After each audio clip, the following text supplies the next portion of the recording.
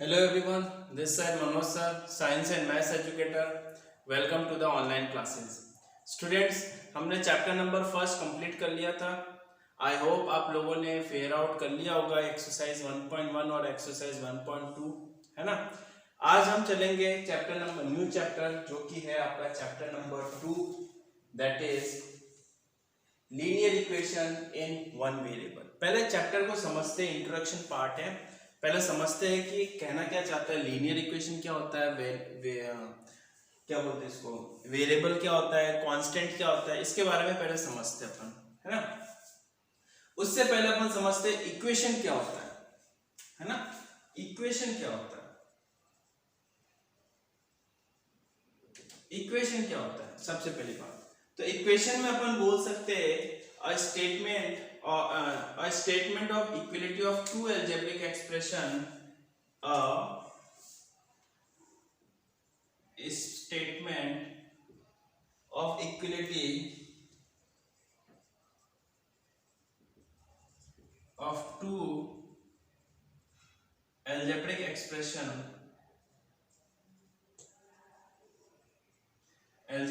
expression which involve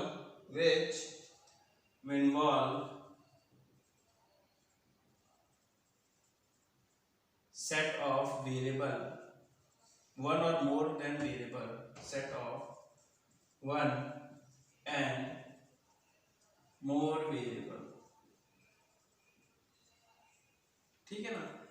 एक ऐसा statement या एक ऐसा सेट जिसमें वेरिएबल और कांस्टेंट का एक सेट हो, अलजेब्रिक एक्सप्रेशन ही हो, उसको मैं क्या कहता हूं, इक्वेशन कहता हूं. ठीक है ना.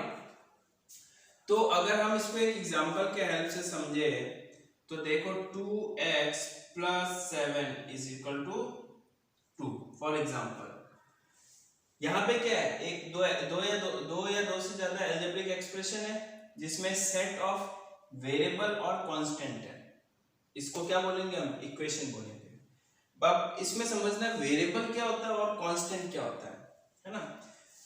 वेरी करता है x y a b c d, जो भी वेरी करता है हर क्वेश्चन में जिसकी वैल्यू चेंज होती है उसको मैं क्या कहता हूँ, वेरिएबल. यहाँ पे x की वैल्यू हमें नहीं पता तो ये क्या हो जाएगा आपके पास, वेरिएबल हो जाएगा.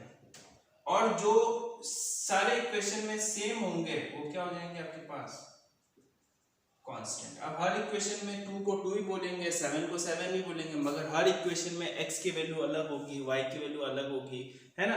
That's why we will call variable और रिमेनिंग पार्ट्स को हम लोग कांस्टेंट बोलते हैं. अब यहां तक तो हमने समझ लिया कि भैया वेरिएबल पता चल गया, इक्वेशन पता चल गया. वन वेरिएबल का मतलब क्या होगा, सिर्फ और सिर्फ एक ही वेरिएबल होगा. हम इसके इस चैप्टर में सिर्फ एक ही वेरिएबल की बात करेंगे, that is x. y variable नहीं होगा. अगर ऐसा कहीं होगा हम अगली नेक्स्ट क्लास में होंगे 2x + 3y = 7. तो यहाँ पे x और y दो वेरिएबल हो गया. तो जब आप नेक्स्ट 9th क्लास में आओगे तब वहां पे चैप्टर होगा 2 वेरिएबल का, तो वहां पे आप लोगों को दो वेरिएबल के बारे में पढ़ेंगे. आज 8th क्लास में सिर्फ वन वेरिएबल के बारे में ही है, तो हम लोग इस बारे में बात ही नहीं करेंगे.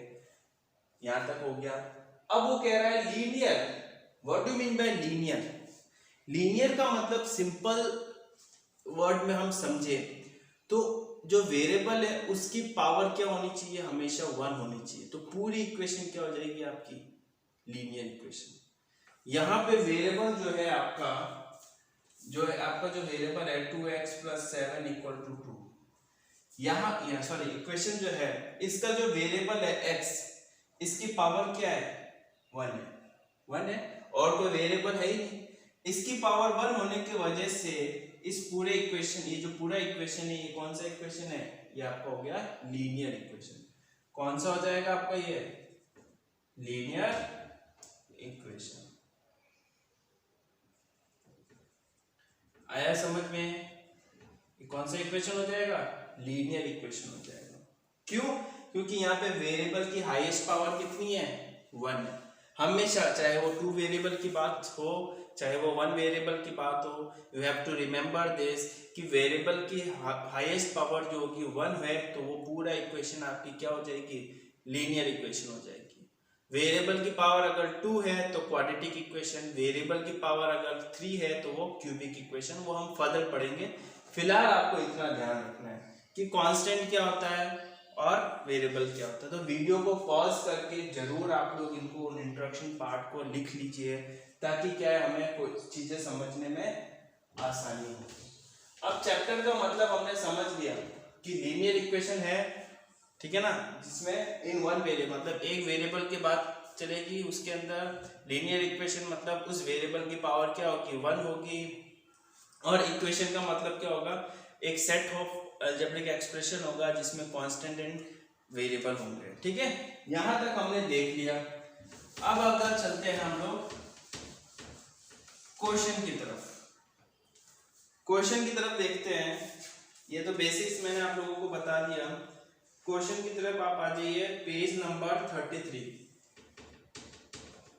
Page number 33।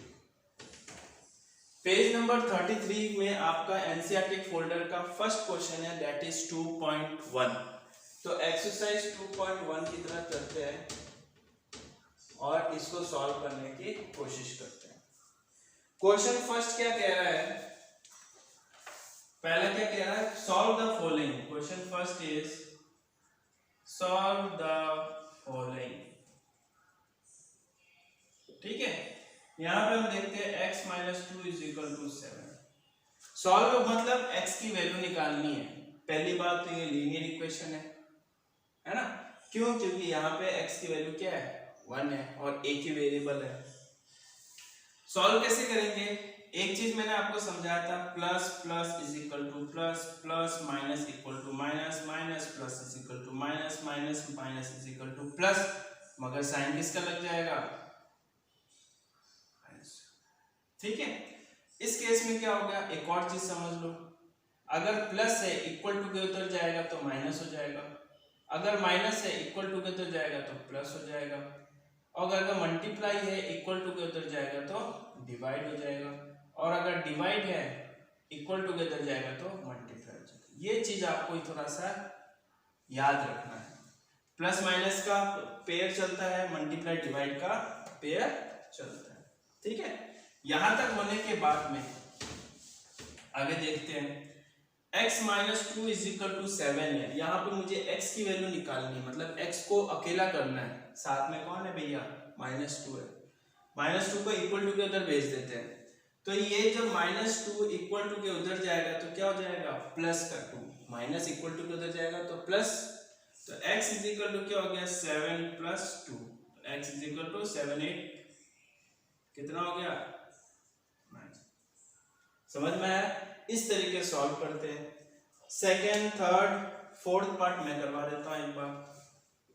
सेकेंड थर्ड आप लोग होमवर्क में करेंगे, है ना, सेकेंड एंड थर्ड होमवर्क में करेंगे आप लोग।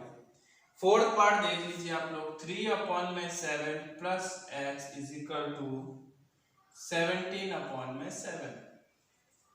कुछ नहीं करना, कुछ भी नहीं, सिर्फ x है, x को रखो यहाँ पे, बाकी x के साथ में जो भी भाई बंधु है सबको उधर भेज दो। बस ये होगा कि जो प्लस में होगा वो माइनस में हो जाएगा, जो माइनस में होगा वो प्लस में हो जाएगा। तो यहाँ पे एज इट इज x रखता हूँ, 17/7 तो अपनी जगह पे ही है, इसको उधर भेज देता हूँ, तो ये पूरा प्लस का है, इधर जाके माइनस का हो जाएगा। ठीक है, अब जब भी ऐसा आता है दो रेशनल नंबर्स और बीच में माइनस या फिर प्लस होता है, तो हमें क्या करना पड़ता है, एलसीएम लेना पड़ता है। तो 7 का एलसीएम तो 7 ही होगा, और 17 - 3 कर देना यहाँ पे। x = 17 - 3 कितना होता है 14, यही हुआ ना, 14 हुआ, 14/7। तो x = 7 × 1 = 7, 7 × 2 = 14, दैट इज 2। x की वैल्यू क्या आ गई 2 आ गई। ठीक है, अब आगे चलते हैं क्वेश्चन नंबर थर्ड पार्ट की तरफ, that is third part.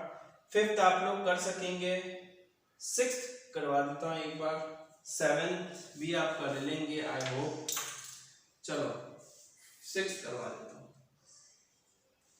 Six का क्या पार्ट है, t अपॉन में 5 इज इक्वल टू 10, है ना।